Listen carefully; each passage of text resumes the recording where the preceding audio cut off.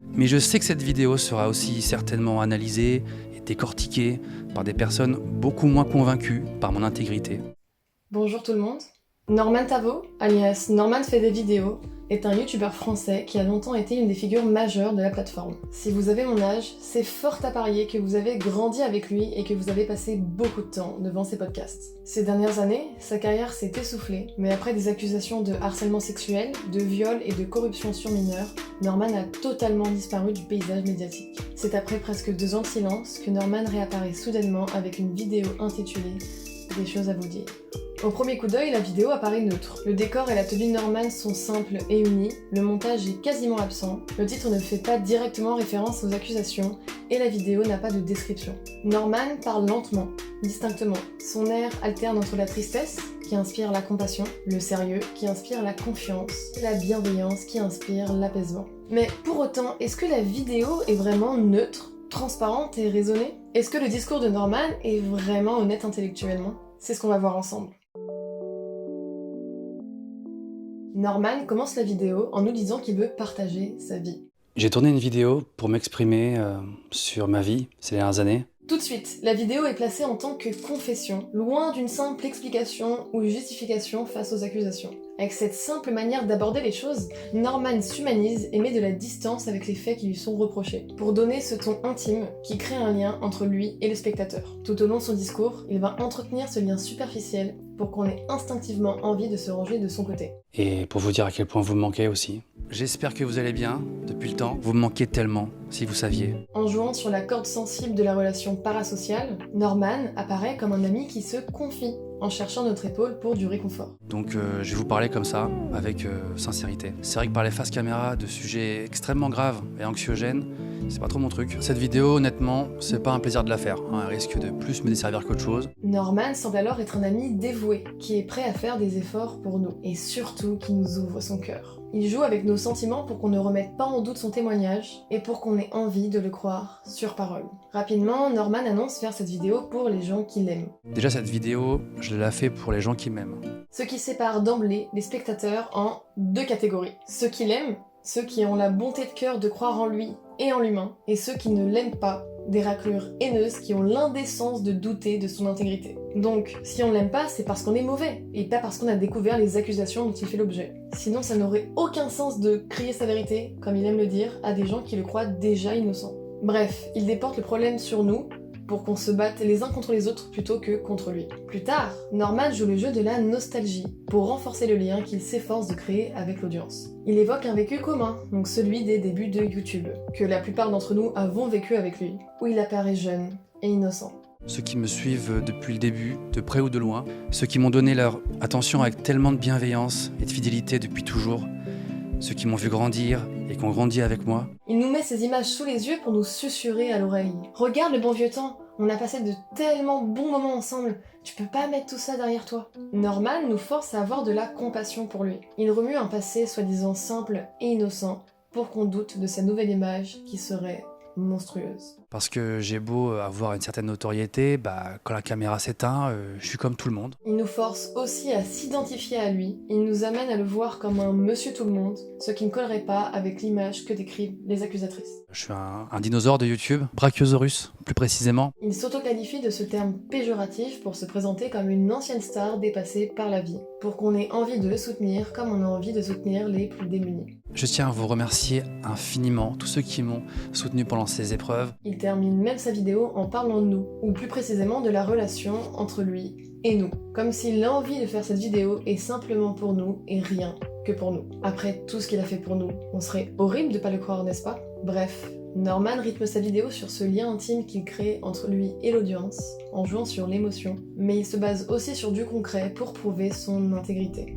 Au début de la vidéo, après nous avoir avoué qu'on lui manquait, Norman met en lumière la conclusion de l'enquête policière. Un classement sans suite. Il s'empresse de compléter avec les mots du procureur de la République. Norman n'a pas exploité sa notoriété ni la potentielle vulnérabilité des plaignantes au point de tromper leur consentement. Aucun témoignage ne permettait cependant d'établir avec précision des comportements déplacés à l'encontre des plaignantes ou d'autres jeunes femmes. Si vous vivez dans une grotte et que vous n'avez aucunement conscience des rapports de pouvoir que régissent notre société, vous êtes peut-être en train de vous dire « Bah voilà, il est innocent !» Mais les choses sont plus complexes que ça.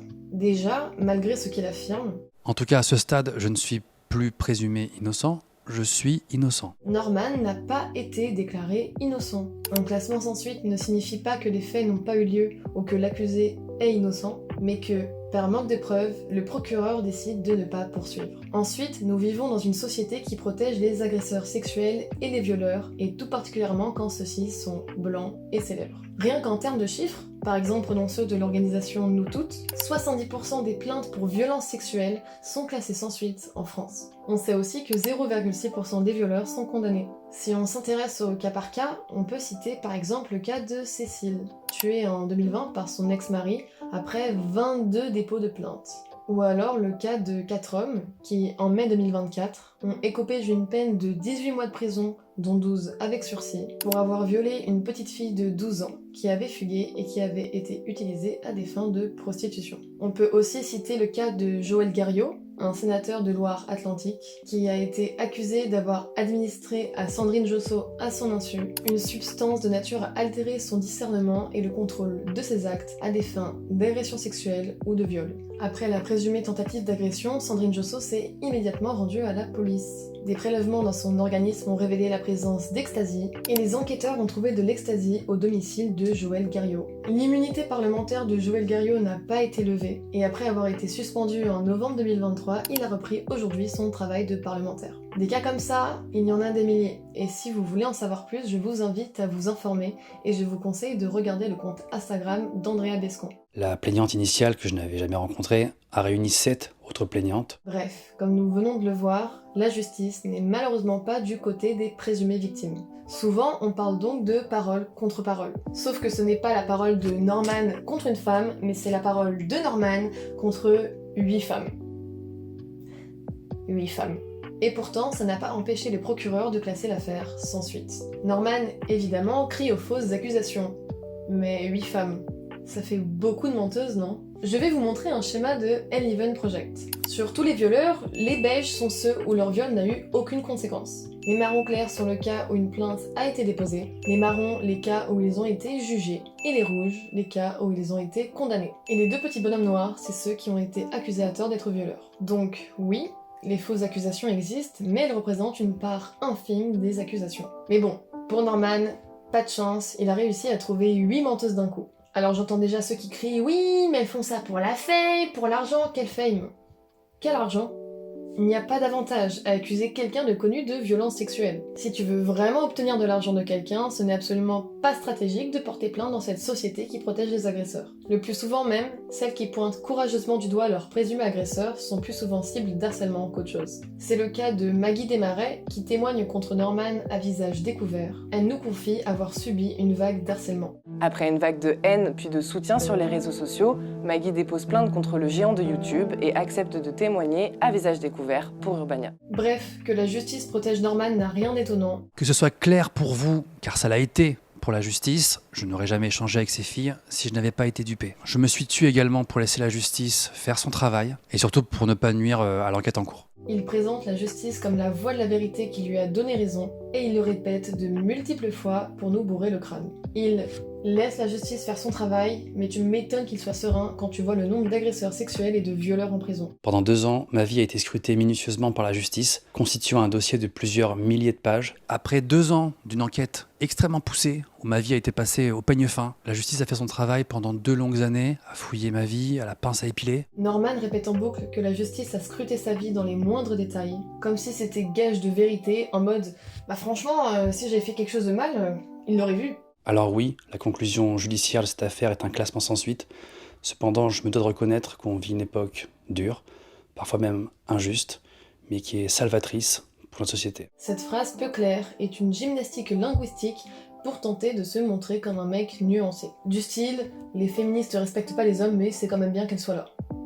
Au final, Norman n'évoque qu'une seule fois la possibilité que la justice ne fasse pas correctement son travail. À cause d'une justice parfois trop laxiste, de nos jours, quand quelqu'un est déchargé, blanchi ou classé sans suite, le doute persiste. Et malheureusement, ceux qui ne croient pas en moi, je ne pourrai rien y changer. Mais bien évidemment, il ne se sent pas concerné. La justice est trop laxiste, mais avec les autres, pas avec lui. Bien évidemment, il ne s'attarde pas dessus pour qu'on ne cherche pas plus loin que le classement du procureur. Norman se place comme un bon citoyen qui a tout donné pour montrer sa vérité, en appuyant bien sur la justice pour nous dire « Si vous ne me croyez pas, vous êtes malhonnête et fou ». Bref, Norman cherche d'emblée à nous ranger de son côté, en jouant sur l'émotionnel et en créant un lien avec nous, et en jouant sur le rationnel en présentant à son avantage une justice qui est déficiente. Norman joue le rôle du bon ami. Puis, après nous avoir mis dans sa poche, il sépare le monde entre les gentils et les méchants.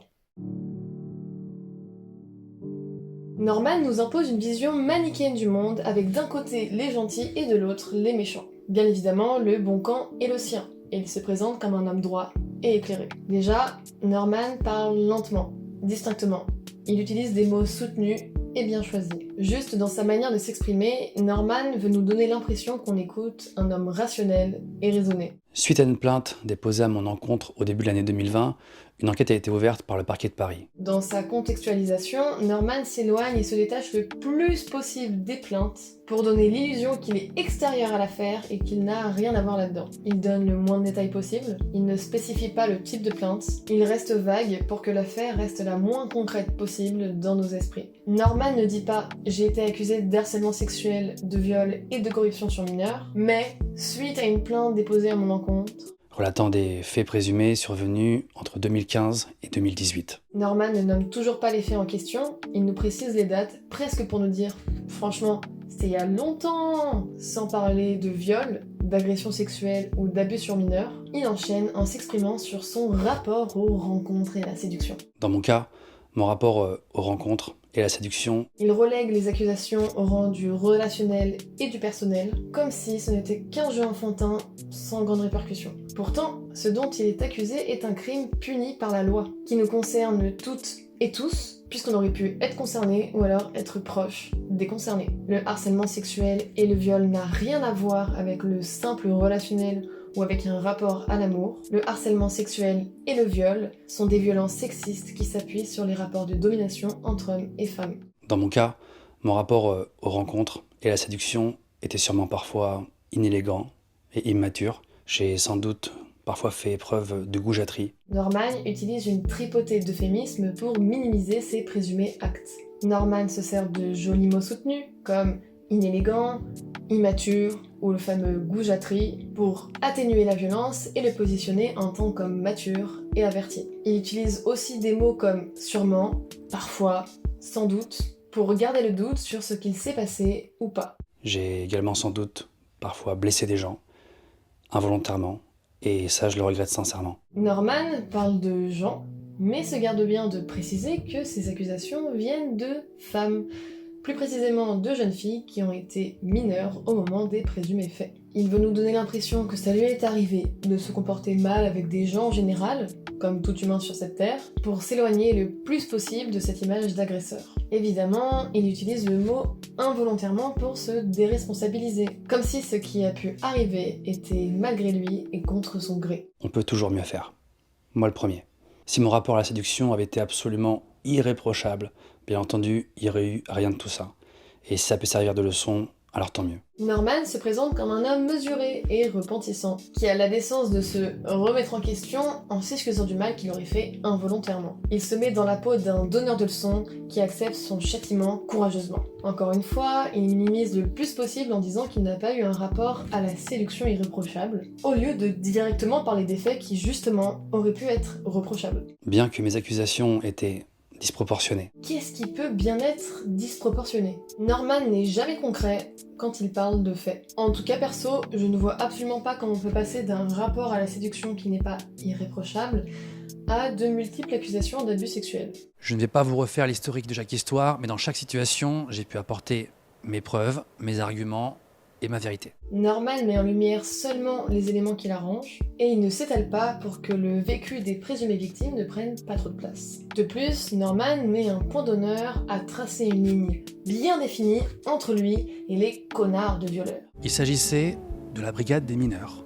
Donc c'est un endroit où les enquêteurs et enquêtrices entendent à longueur de journée les pires horreurs que la race humaine est capable de commettre. Voilà. Je ne suis pas parti en Thaïlande non plus afin de me réfugier, ni faire du tourisme malsain de gros dégueulasses. Il se met en opposition totale avec les gros porcs, pour se positionner en tant que mec bien. Alors ça c'est un classico, hein, l'idée collective que les violeurs c'est vraiment des gens horribles, sauf quand ça nous touche nous ou nos potes, à ce moment-là c'est différent. Le fameux bon viol, hein, on a la compassion pour toi que si tu t'es fait agresser en pleine nuit, qu'il y avait un mec en cagoule qui t'a menacé avec un couteau dans la main. Au passage, un autre chiffre de nous toutes, dans 91% des cas, les victimes de viol connaissent leur violeur. J'ai accueilli la parole des personnes se sentant concernées. Norman ne parle pas de jeunes femmes présumées victimes, mais de personnes se sentant concernées. Ah, minimisation quand tu nous tiens. Puis il prétend avoir la sagesse et la bonté de cœur d'écouter les accusatrices, alors qu'il ne cesse de les accuser de mensonges et de calomnies. Norman, toujours dans sa vision manichéenne de l'affaire, présente les accusatrices comme des menteuses méchantes qui sont dans le mauvais camp. Déjà, il parle quasi exclusivement d'elles en tant qu'accusatrice, À mes accusatrices directement, mes accusatrices. mais pas en tant que présumée victime, afin qu'elles ne bénéficient pas de notre compassion. Quand on parle d'elles en tant que présumée victime, elles sont positionnées en tant que personnes qui subissent, ce qui ne convient pas avec l'image que veut véhiculer Norman. C'est pour ça qu'il parle d'accusatrice, pour qu'on ait l'impression que la personne qui subit, c'est lui. La plaignante initiale que je n'avais jamais rencontrée. Norman tente de décrédibiliser la plaignante en sortant des informations de son contexte, et donc en rendant son récit improbable. La plaignante dont il parle, c'est Maggie Desmarais, qui accuse Norman de corruption sur mineurs. L'été dernier, une jeune Québécoise de 19 ans, Maggie Desmarais, accusait publiquement le youtubeur Norman d'avoir profité de sa notoriété pour la manipuler. Il l'aurait incité à lui envoyer des messages et des photos à caractère sexuel et en aurait envoyé en retour. Elle avait 16 ans à l'époque, lui 30. Elle affirme elle-même qu'ils ne se sont jamais rencontrés, car la violence qu'elle aurait subie se serait manifestée par téléphone. Les photos étaient de plus en plus osées, mais sans être trop intenses non plus. Puis c'est là que de plus en plus, c'est rapidement devenu assez problématique. En tout cas, ce qui est sûr, c'est que la distance n'empêche absolument pas la corruption sur mineurs. La plaignante initiale que je n'avais jamais rencontrée a réuni 7 autres plaignantes. Norman donne l'impression que Maggie Desmarais est une personne machiavélique qui met le monde entier contre lui. À l'entendre, on pourrait croire que cette histoire est un conte monté en sa défaveur. Il retourne la situation pour que le haut nombre de 8 plaignantes devienne un argument de son innocence. En tout cas, si Maggie a réussi à réunir 7 plaignantes, c'est qu'elle est quand même plus efficace que la justice. Au final, 2 plaintes ont été déposées contre moi. Que parmi les 8 plaignantes, seules 2 plaintes soient déposées, Norman le présente comme gage de mensonge, en sous-entendant que si 6 plaignantes se sont résignées, c'est parce qu'elles mentent. Moi, je le vois comme gage d'incapacité de la justice. Porter plainte est un long processus douloureux, surtout après un traumatisme. Les présumées victimes sont très jeunes, il est probable qu'elles aient subi beaucoup de pression. Et de toute façon, c'est extrêmement décourageant quand on voit l'issue de la plupart des affaires de ce genre. Des accusations graves ont été portées à mon encontre par un groupe de filles dont certaines sont devenues amies par la suite, certaines que j'ai rencontrées, d'autres jamais. Norman continue de discréditer le témoignage des plaignantes et de les présenter comme membres d'un complot féministe qui vise à détruire la vie des hommes ordinaires. D'ailleurs, étrange que toutes ces supposées victimes aient un point commun, la jeunesse. Par la suite, Norman continue de retourner la situation en présentant les présumées victimes comme des détruiseuses de vie et les accusations comme uniquement préjudiciables à lui-même. Des accusations graves ont été portées à mon encontre. La phrase est formulée de telle manière que le grave réside dans le fait qu'on l'accuse d'avoir fait ça, plutôt que dans les accusations en elles-mêmes. Elles m'ont accusé de choses tellement graves mais horribles que je vais même pas pouvoir les prononcer dans cette vidéo, sinon le robot YouTube va me censurer. Norman enfonce le clou pour se différencier le plus possible de ces ordures d'agresseurs, dont il ne fait évidemment pas partie. En vérité, cette histoire de censure n'est qu'une excuse minable pour ne pas qu'on s'attarde sur le contenu de ces accusations, afin qu'on ne ressente aucune compassion pour les présumées victimes. Il rend invisibles les faits présumés en ne les mentionnant jamais. Pourtant, contrairement à ce qu'il dit, il est tout à fait possible de parler de ces sujets sur YouTube, puisque le youtubeur Le Roi des Rats en a fait justement une vidéo en parlant crûment du sujet. Norman en fait d'ailleurs référence. C'est assez étrange de constater que les fameux témoignages étayés par les plaignantes soient bien différents dans la vidéo d'un petit youtubeur random que face à un vrai enquêteur représentant la justice. Outre le fait que Norman s'obstine à présenter les plaignantes comme des menteuses, il tente de discréditer le travail du Roi des Rats et à le présenter comme non légitime en le qualifiant de petit youtubeur random. En même temps, la vidéo en question, elle l'emmerde bien. Pendant 40 minutes, le Roi des Rats laisse un espace de parole aux présumées victimes de Norman, en les laissant témoigner sur sa chaîne qui est influente. Alors que Norman fait tout pour déshumaniser les présumées victimes, en passant sous silence leurs témoignages, en leur donnant ni nom, ni âge, ni visage, le roi des rats fait tout l'inverse. Il les fait exister. C'était jamais assez bien pour lui. Même quand j'étais complètement nue, c'était la prochaine fois, place-toi de cette façon-là à la place. Quand je lui ai envoyé la photo en sous-vêtements, il m'a envoyé ah d'accord, mais la prochaine photo sans le soutif, puis ensuite sans la culotte. Il savait que j'allais pas bien, que ce soit psychologiquement et aussi physiquement. Quand je refusais d'envoyer les photos qu'il me demandait, il jouait beaucoup sur le fait que j'étais trop jeune au final pour parler avec lui. Et il m'a dit si tu montres une photo de tes boobs, ok. Voilà. Il me faisait beaucoup de remarques sur le fait qu'il aimait bien le fait que je fasse jeune, que je fasse pas mon âge, que je fasse pas adulte en fait. Le roi des rats, à travers les témoignages courageux des présumées victimes, met des mots et des émotions sur ce que Norman cache derrière le mot accusation. T'es la seule avec qui je fais ça, c'est parce que je te fais vraiment confiance. Donc là, on se sent spécial, on a envie de croire tout ça.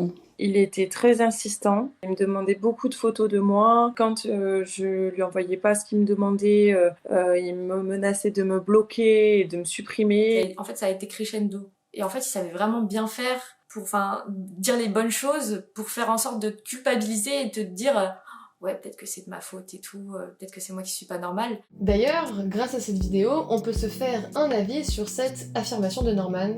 C'est comme ça, par exemple, que j'ai appris avec effroi que deux d'entre elles, avec qui j'avais effectivement échangé sur Tinder, une application qui, je le précise, est strictement réservée aux personnes majeures, avaient délibérément falsifié leur âge. Alors certes, imaginons que Norman voit flou et qu'il ne sait pas reconnaître quelqu'un de beaucoup trop jeune pour lui. Peut-être qu'il a pu se faire duper sur Tinder, comme il le dit. Mais ce qu'on sait aussi, c'est que dans les témoignages des supposées victimes, on peut voir d'autres cas où il aurait été parfaitement conscient de la situation. J'avais 16 ans, ça s'est passé en 2010, donc je l'ai rencontré en convention. Quand on s'est rencontrés, j'avais 17 ans et lui, du coup, il avait 28. Du coup, j'ai rejoint des amis qui voulaient aller à son meet-up. Bref, Norman ne se lasse pas de discréditer la plaignante initiale, c'est-à-dire Maggie Desmarais. L'une des plaignantes a quand même pris le risque de nuire à l'enquête en cours, en accumulant des interviews. De toute façon, l'une d'entre elles n'arrêtera jamais son acharnement depuis des années. De toute façon, aux yeux de Norman, si tu n'adhères pas à son récit, c'est que tu n'es qu'une petite boule de haine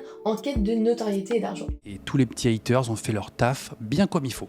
Plein de comptes plus ou moins influents ont fait le plus gros score de vues de toute leur vie en sortant du contenu contre moi. Ils discréditent ses détracteurs en les présentant comme fondamentalement mauvais et tentent de réduire leurs paroles à un but lucratif intéressé pour qu'on ne puisse pas imaginer un seul instant qu'ils puissent simplement avoir soif de justice. Face à cette hypocrisie généralisée, des témoignages parfois tronqués et à charge. En bref, Norman tente de retourner la situation en échangeant les places de bourreau et de victime, et pour ce faire, il se place en tant que quelqu'un de bien. Le coup final de Norman, pour qu'on se rallie définitivement à sa cause, c'est de jouer la carte du mec bien. Il se montre comme quelqu'un de bien, qui a été surpris autant que nous dans cet ouragan injuste qu'il a subi. Dans les débuts de sa vidéo, on le voit s'installer devant nous avec une petite musique douce.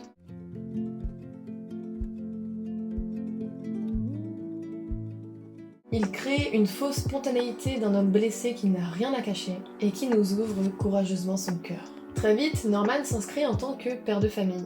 Et aussi et surtout pour protéger ma famille, qui était sidérée et en totale souffrance. Il se place comme un père protecteur, qui a des responsabilités et qui en fait honneur, qui ne veut rien d'autre que le bonheur de ses proches. Le halo père de famille lui confère une aura bienveillante, et Norman le sait. Il joue avec la corde sensible de la famille pour qu'on s'identifie à lui, et qu'on pense « Un père en prison, c'est horrible !» Et puis s'il est marié, c'est que c'est forcément quelqu'un de bien. S'il a des enfants, jamais il ne pourrait faire une chose pareille. C'est pour ça que, tout au long de sa vidéo, Norman va beaucoup parler de sa famille. Martha et mes enfants, sur ma famille, sur mes enfants, mes filles et Martha. Par la suite, Norman mentionne le harcèlement que subissent sa femme et ses filles. Mes filles et Martha subissent un harcèlement sans précédent et incessant depuis cette époque. On est d'accord, le harcèlement est un délit. Et il est totalement injuste qu'elles en soient victimes, car elles ne le méritent absolument pas et elles ne sont pas directement concernées. Par contre, Norman sous-entend que si sa femme et ses filles subissent du harcèlement,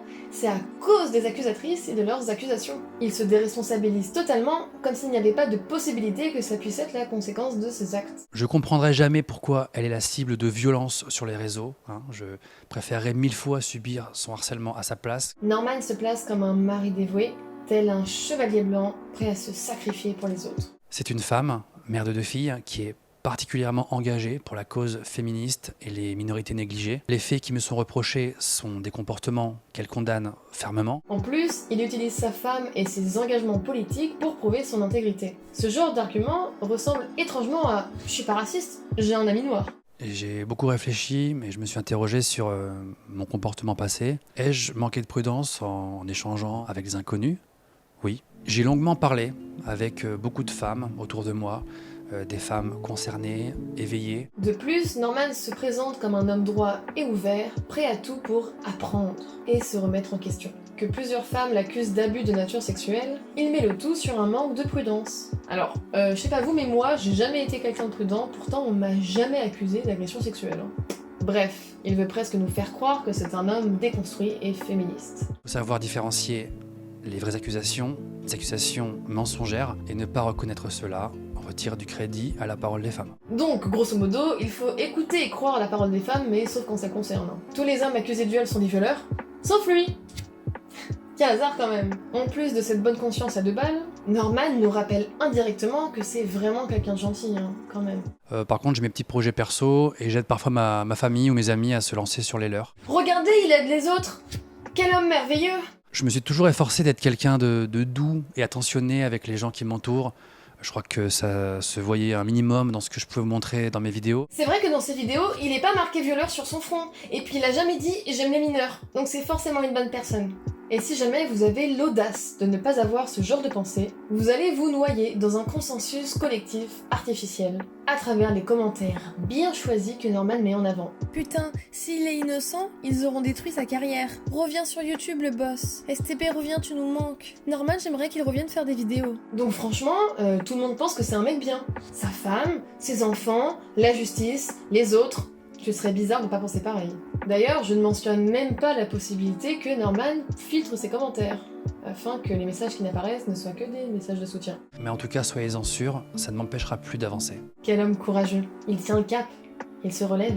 De toute façon, on a bien remarqué que le fait d'être accusé de viol et d'agression sexuelle, même par plusieurs femmes, ça empêche absolument pas les hommes d'avancer. Bref, Norman c'est quand même quelqu'un de bien. On pourrait même penser que c'est la victime dans l'histoire. Puisque Norman se dépeint comme quelqu'un de bien, il se positionne en tant que véritable victime dans l'affaire. Dès les premières minutes de sa vidéo, Norman mentionne avec une mine affectée l'impact des accusations sur sa vie. Cet épisode m'aura fait perdre beaucoup.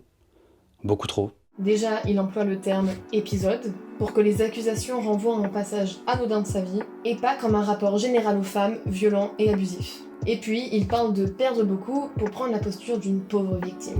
C'est principalement sur ce ton que se construit la vidéo, pour qu'on l'écoute lui, qu'on le croie lui, et qu'on le soutienne lui.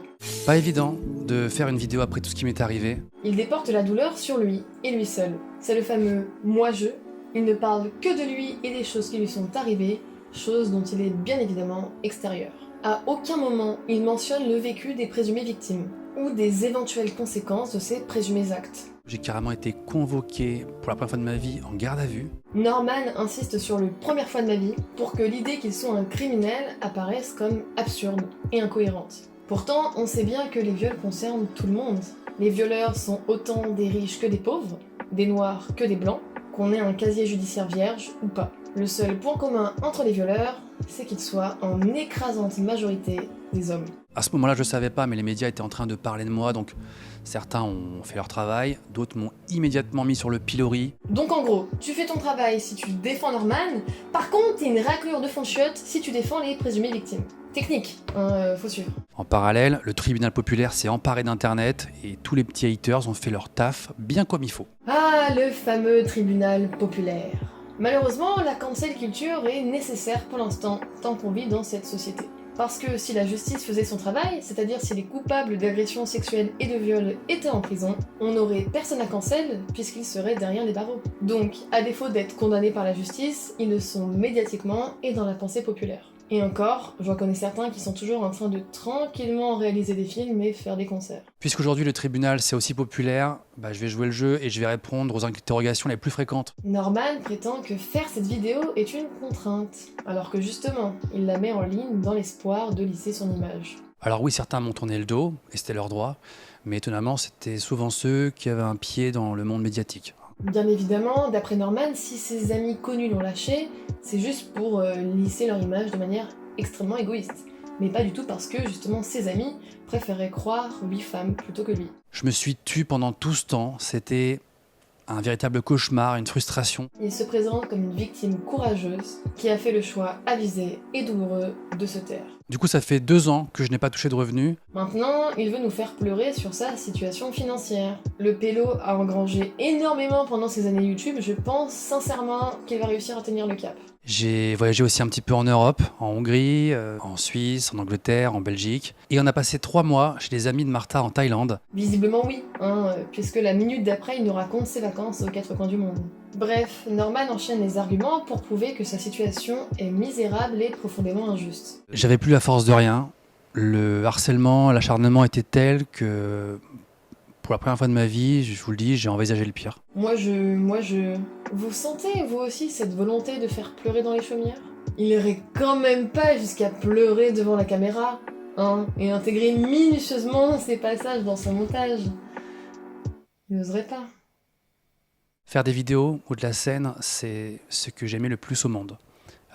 Ça me manque terriblement. Si vous saviez, j'y pense tout simplement constamment. Il me faisait miroiter que ça allait vraiment devenir sérieux et que, en fait, il allait y avoir un avenir, tu vois. Du coup, on finit par aller vers son lit. C'est à ce moment-là que je commence vraiment à paniquer. Donc, du coup, je lui dis que j'ai mes règles, ce qui n'était pas le cas. Je crois que j'y pense tous les jours même. Et même dès le pas de la porte, il me demandait de dire bonjour à son pénis. Pendant la nuit, il en a profité pour toucher mes seins. C'est à ce moment-là que j'ai vu sur son téléphone que je m'appelais 18 ans open.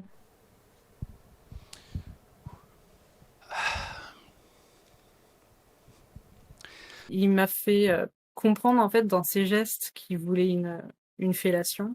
Sauf que moi j'ai bloqué, je lui ai dit, comme c'est la première fois, pas cette fois. Et en fait, genre là, il s'est redressé et il m'a dit ah mais en fait, je sais même pas pourquoi je t'ai fait monter sur Paris, tu m'as trop pris pour un con, en fait, tu m'aimes pas. Donc je l'ai fait. Mais je m'en sens plus vraiment capable, en fait. On m'a enlevé l'envie et on m'en a enlevé la force. Il a utilisé un préservatif, sauf que quand le rapport en question a été fini, je me suis rendu compte, en fait, et physiquement et en regardant sur le côté, qu'en fait, il avait retiré le préservatif. Moi, j'avais voulu me rhabiller après ce rapport et il avait refusé. Il m'avait dit que si je me rhabillais, on dormait pas ensemble, que il fallait que je parte de l'hôtel. Ce que j'ai mis des années à construire, tout seul, sans l'aide de personne, à la force de mes petites idées dont j'étais si fier, a été cancel en un instant. Donc on a eu une relation sexuelle et puis la direct était très violente. Face à son insistance, j'ai fini par accepter de faire des choses avec lui pour, on va dire, le soulager, malheureusement. Et j'ai décidé de lui faire une fellation.